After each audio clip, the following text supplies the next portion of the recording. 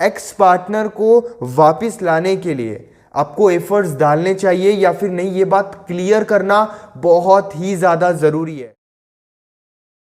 नमस्कार दोस्तों, मैं हूँ श्रावण गुरमावंशी और आप देख रहे हो स्काइल। आज के इस वीडियो में हम बात करने वाले हैं कि अगर आप अपने एक्स पार्टनर को अपने लाइफ में वापस लाना चाहते हो, अगर आप एक्स पार्टनर के साथ रिलेशनशिप बनाना चाहते हो तो इस वीडियो को एंड तक ज़रूर देखना, क्योंकि आज मैं आपको कुछ ऐसी बातें बताऊंगा जो जानना शायद आपके लिए काफ़ी ज़्यादा ज़रूरी है।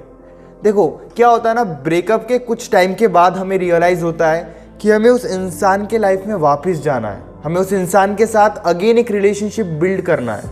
उसके लिए हम बहुत ज़्यादा एफर्ट्स भी डालते हैं, लेकिन कुछ ऐसी बातें होती है जो जानना बहुत ही ज़्यादा ज़रूरी होती है। अदरवाइज आप जितनी भी एफर्ट्स डाल रहे हो, आप जितनी भी कोशिश कर रहे हो, वो सभी एफर्ट्स वेस्ट हो जाएंगे और आप और ज़्यादा डिस्टर्ब हो जाओगे, आप और ज़्यादा डिप्रेस्ड हो जाओगे।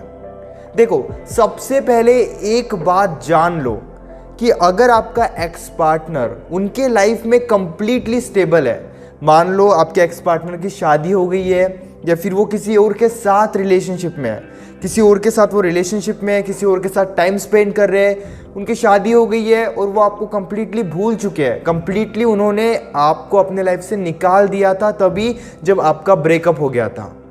इस सिचुएशन में अगर आप एफर्ट्स डालते भी हो, इस सिचुएशन में अगर आप उनके लाइफ में वापस जाने के बारे में सोचते भी हो, तो आपके एफर्ट्स कंप्लीटली वेस्ट हो जाएंगे। अगर वो उनके लाइफ में आपके बिना कंप्लीटली स्टेबल है तो वहाँ पे एफर्ट्स डालने का कोई भी मतलब नहीं है।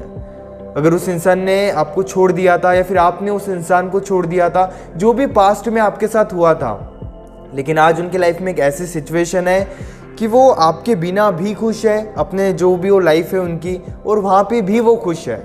तो यहाँ पे अगर आप एफर्ट्स डालते हो, उनसे कांटेक्ट करने की कोशिश करते हो, तो इससे आप डिस्टर्ब हो जाओगे, लेकिन फिर भी वो इंसान कोशिश नहीं करेगा आपसे बात करने की, या फिर आप कांटेक्ट ही नहीं कर पाओगे।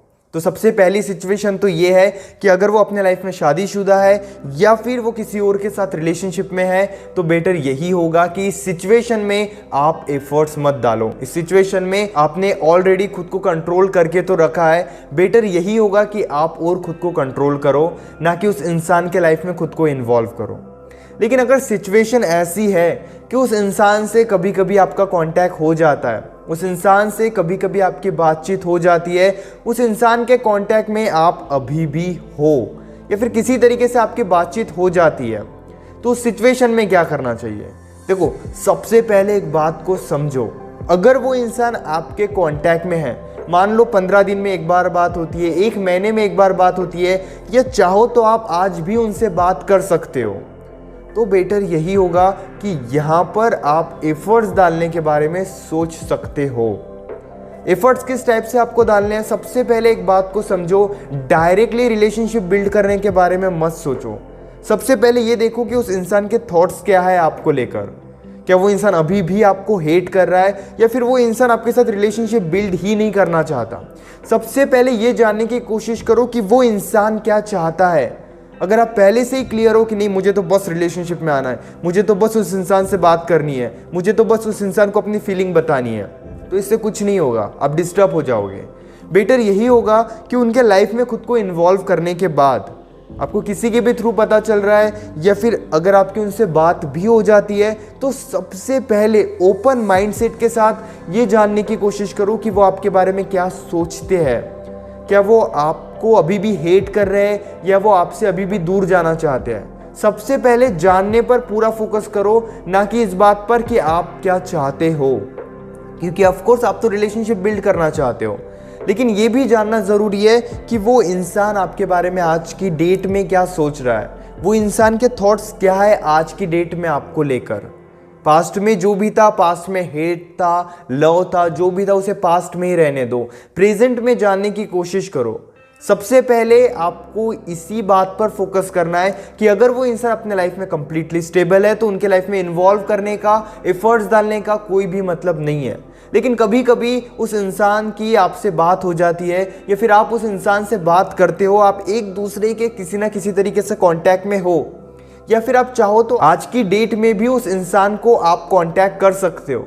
तो बेटर यही होगा, खुद को इन्वॉल्व करने के बाद ये पता करने की कोशिश करो कि वो आपके बारे में क्या सोचते हैं। अगर आपको लग रहा है कि नहीं वो आपसे नफरत नहीं कर रहे तो थोड़ा बातचीत करने पर फोकस करो, कंफर्ट जोन बिल्ड करने पर फोकस करो। एक दिन में अगर एक हफ्ते में सब कुछ क्लियर करना चाहते हो, या तो रिलेशनशिप में रहना है या फिर नहीं रहना है, तो इससे कुछ नहीं होगा। थोड़ा उनके साथ टाइम स्पेंड करो, उनका माइंडसेट देखो। कभी कभी बात होती है तो ये देखो क्या वो आपसे बात करना चाहते हैं या फिर नहीं।